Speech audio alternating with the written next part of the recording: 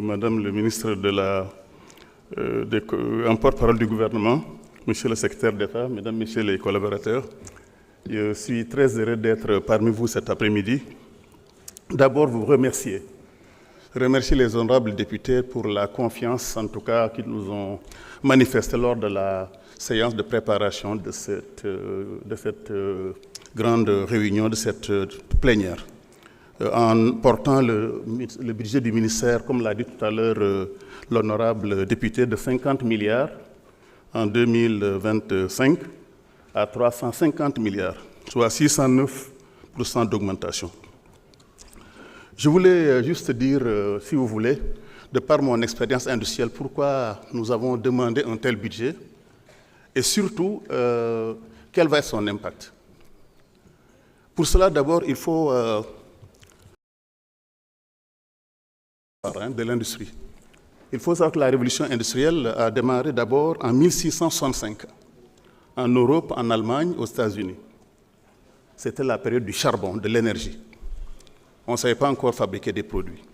Ça, c'est la première révolution industrielle. La deuxième, c'est en 1870, avec l'apparition du gaz, pour trouver de l'énergie la moins chère et pour trouver les premières machines à vapeur. Ensuite, nous avons eu, en 1895, avec l'invention de l'électricité, la plus forte révolution industrielle. C'est celle-là même qui a permis au pays de se distinguer. L'Angleterre d'abord, la France, l'Allemagne, le Japon, en fait c'est ça la révolution industrielle. Et la quatrième révolution industrielle, elle est toute récente, c'est en 1969 avec l'Internet, avec justement toutes ces nouvelles technologies de l'information. Alors la place du Sénégal dans tout ça, reléguée au dernier plan. Pourquoi? Parce qu'on n'a pas compris que le Japon, sous l'ère Meiji, a mis d'abord en place une politique industrielle qui a mis en place le ministère de l'Industrie et du Commerce ensemble. C'est ça qu'il faut comprendre. Donc, notre politique industrielle d'abord, que le président de la République et le Premier ont mis en place, c'est d'abord la fusion du ministère de l'Industrie et du Commerce. Pourquoi on a fait ça? Si vous voulez produire des produits, des véhicules, des vêtements, vous avez parlé de Sodefitex, Ecotaf, vous avez parlé de tous ces qui ont disparu. Pourquoi ils ont disparu? Parce qu'il y a un ministère de l'Industrie qui, lui, s'occupe que de ces usines-là, comme il peut, 15 milliards, 16 milliards et un autre ministre du Commerce qui ne s'occupe que de l'importation et l'exportation. Ils ne se parlent pas. Or, si vous voulez protéger votre industrie, vous devez fixer les ambitions de votre pays en matière de production primaire, secondaire et tertiaire. Et la révolution ici que le Sénégal a faite, que le gouvernement a faite, que notre gouvernement a faite, c'est de dire maintenant, nous allons intégrer le secteur primaire, l'agriculture, l'élevage et la forêt, au secteur secondaire qui est la transformation et au secteur tertiaire, justement qui est la commercialisation. Ça me permet, moi, de, justement, comme vous l'avez constaté, de protéger tous les secteurs. Vous avez vu qu'on a fermé les frontières pour la banane. Ça a marché. Aujourd'hui, on est à 9 milliards d'économies pour la banane. Vous avez vu qu'on a fait la même chose pour la pomme de terre, pour l'oignon. On a fait la même chose pour la ferraille. En fait, c'est comme ça qu'une industrie fonctionne. Le Japon a pu développer Toyota, Mitsubishi, parce qu'elle a protégé ça. J'étais au Japon il y a un mois. J'en parle parce que c'est mon métier, je suis ingénieur industriel. C'est ça qu'on est en train de faire, mesdames et messieurs. Maintenant, notre stratégie industrielle, c'est trois temps. Et on va en construire 45. Chaque département du Sénégal aura une zone agro-industrielle. Pourquoi agro-industriel? Parce que chaque département du Sénégal produit une première agro-industrielle. C'est-à-dire soit des produits de la forêt, soit des produits de la pêche, soit des produits de l'agriculture. Et là, avec ce budget que vous nous avez donné, nous avons, mesdames et messieurs, 109 milliards qu'on doit mettre à votre disposition dans vos départements pour construire des plateformes. Mais on ne va pas faire l'erreur de Diamniadio. Parce que Diamniadio, on a mis 109 milliards sur 53 hectares. C'est plein, c'est vrai. Depuis un an, à notre arrivée, Diamniadio est plein, il n'y a plus de place. Mais le modèle là, il est cher parce qu'il coûte 2500 le mètre carré. J'ai diminué le prix par 2. On va plutôt partir sur un modèle beaucoup plus compétitif, comme l'on dit, c'est celui de Sandiara, où là, le terrain n'est pas vendu, il n'est pas loué très cher, il est vendu à 1 ou 2 dollars, 3 dollars maximum, et la propriété reste justement à l'État.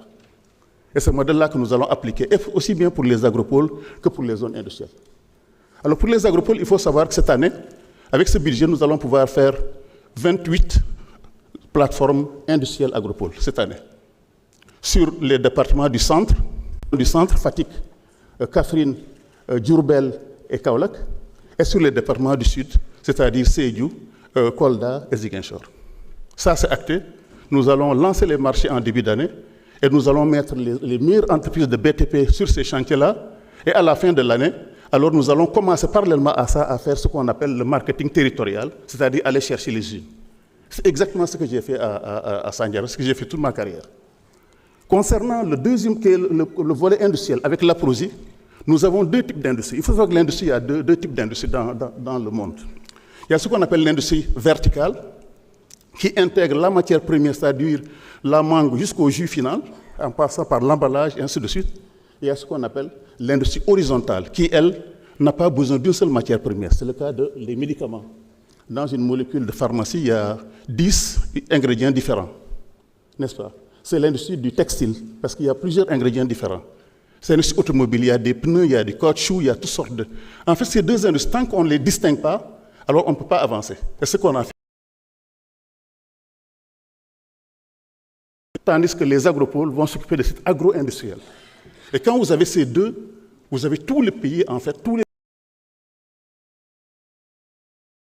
2050, nous allons alors pouvoir les régler. Mais ça ne suffit pas. Il faut une troisième dimension commerciale et de protection. On a vu que les États-Unis protègent leur marché. 10-20% de taxes. La Chine fait la même chose. L'Europe vient de mettre une taxe de 50% sur les véhicules industriels. Et pourquoi nous, au nom devrait-on permettre, nous, au Sénégal, d'accueillir les bananes des autres pays, justement l'oignon ou la pomme de terre qui nous vient des autres pays? En fait, c'est ça qu'on est en train de faire. Nous, on est en train de protéger justement notre économie. Et si on ne le fait pas, jamais le Sénégal ne va se développer. C'est pour ça que vous voyez que nous sommes en train de mettre tout pour fermer la frontière contre les billettes qui nous viennent donc de Chine, contre... Dans le pays, on va le faire. Et la troisième dimension, c'est le contrôle. Vous l'avez dit, le commerce, il y a deux aspects. Commerce extérieur et commerce intérieur. Si vous ne protégez pas votre commerce extérieur, en fait, je l'ai déjà dit, toutes les politiques, tout ce qui a échoué, les entreprises fermées, c'est ça qui s'est passé pour le textile, Sotexka, Sotiba, Simpafric, pour ceux qui l'ont connu, Ecotaf, pour ceux qui l'ont connu, les doyens notamment, etc. Et c'est ça qu'on va arrêter, mesdames et messieurs. Parce que nous allons réglementer, nous allons contrôler, et tout ce qui se passe là en termes de corruption, de dédouanement, de passer par... C'est ça qui est terminé dans ce pays-là. La seule solution, c'est d'appliquer les règles, les respecter et passer. Et nous sommes là. Je voulais vous évoquer ici, c'est l'organisation de mes départements. On a une quinzaine d'agences qui, jusqu'ici, sur le plan du commerce intérieur, étaient ici au niveau de Dakar. ADPME, le bureau de mise à niveau, l'ITEA, ainsi de suite. Ces agences vont aller maintenant dans les pôles. On ne peut pas développer le Sénégal à partir de Dakar. Il faut que ça aille dans les pôles du sud, les 8 pôles, du sud, du nord, de l'ouest, du centre. C'est ça qu'on va essayer de faire pour approcher les ressources humaines. Donc pour les zones industrielles, pour y revenir, nous allons donc, dès cette année, commencer donc la constitution d'une trentaine de zones industrielles et d'agropoles dans les régions de... Pourquoi Matam? Quelqu'un l'a dit tout à l'heure, aujourd'hui l'État est à peine à 15%. Et je peux vous dire qu'il y a des travaux en cours pour remettre... Et toutes ces concessions, il n'y a aucune raison qu'on accepte ça. Nous exportons aujourd'hui l'équivalent de 585 tonnes d'engrais. Est-ce qu'un pays qui veut se développer doit accepter d'exporter l'équivalent? Nos besoins nationaux, quand on les a calculés sur la base de 150 kg à l'hectare, c'est la moyenne mondiale.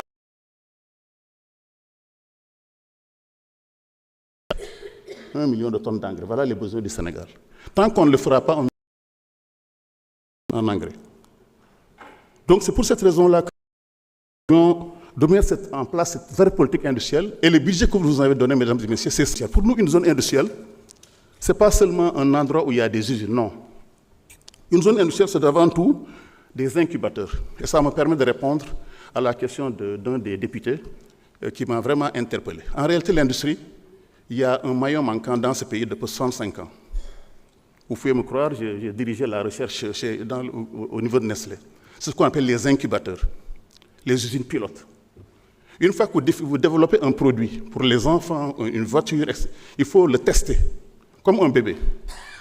Il faut le laisser pendant 1 an, 2 ans, 3 ans, dans un incubateur, où on loue une salle comme ça, et on laisse ces industries, de petites minoteries, des femmes, des boissons, qui faisaient 1000 litres, qui faisaient 100 litres par jour, on va leur permettre d'avoir des machines qui font 1000 litres par jour.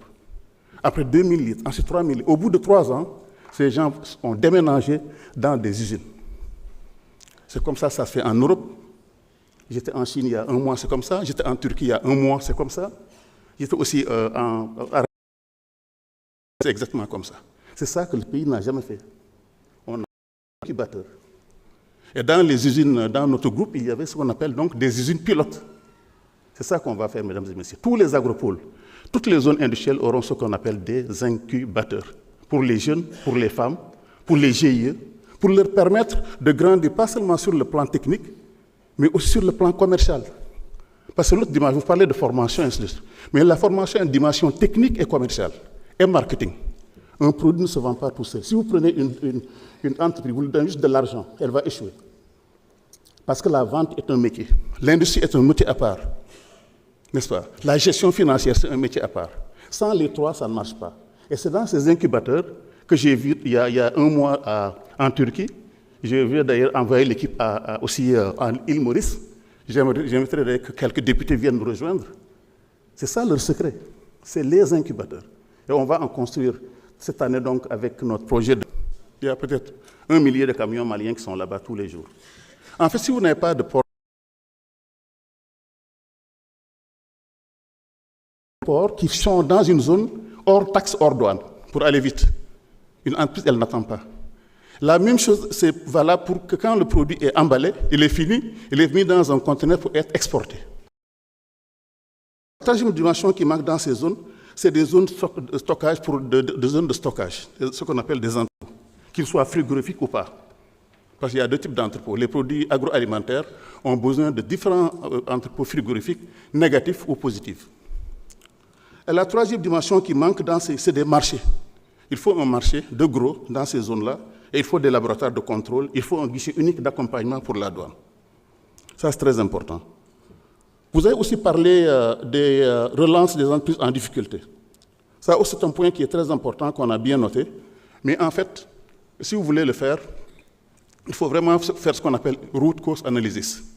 Comprendre les racines du mal. Si une entreprise elle est fermée parce qu'elle avait des problèmes de technologie dépassée, il ne faut pas la reprendre. Il faut changer la technologie.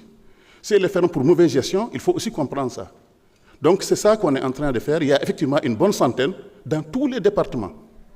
Mais la plupart, elles ont fermé pour des questions de concurrence, de business plan.